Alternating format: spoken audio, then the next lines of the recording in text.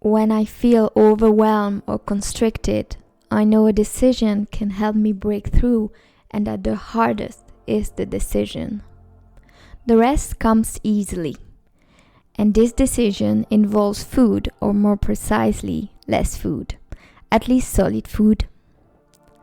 Working on food programming is one of the main ways I'm managing to create space in my life and for my days not to be swallowed by the voracious machine. My journey with food has been gradual, but I must say, because of my genetic baggage, it's always been a field for me necessary to address.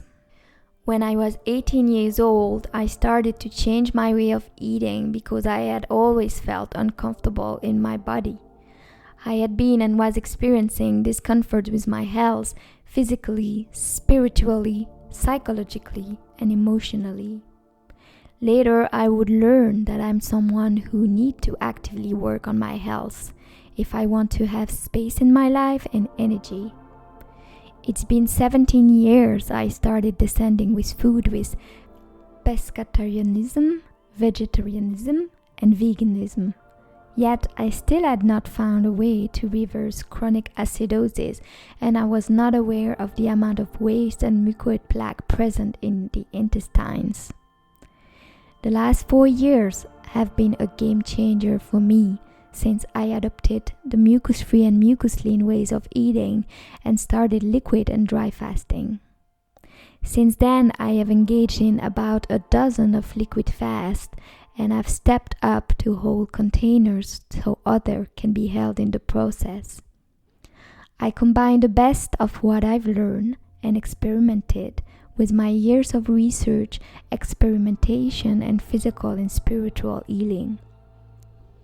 I also share about rising in discernment with healing modalities, practitioner, online personalities, and signatures in the detox field that we are having a look at together as a group in the courses I hold.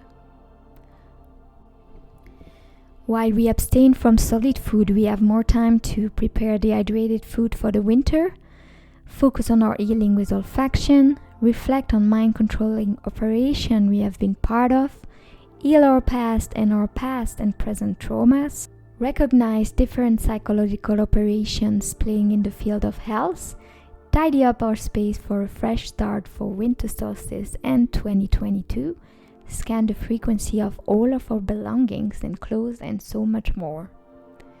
Committing to a month of drinking liquid food instead of eating it in its solid form is still about consuming food, only under another form, since fresh juices are rich in life-giving nutrients. We easily gain 3 to 4 hours a day that we can therefore invest in other fields and areas of our life that we want to see grow. Inevitably, this process comes with a decluttering process and a review of all our belongings, both physical but also the baggages we carry with us. And instantly it feels like there is more space and that new horizons are coming. And that is what this is all about, creating space inside the constrictions and the compressions to reclaim more of our freedom from the containment systems.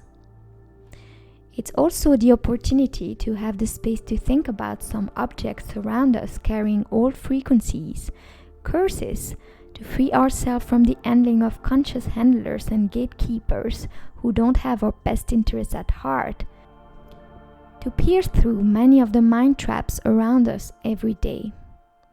Decluttering is not a detail, it's an empowerment practice that is vital and essential to actualize who we are in this reality day after day.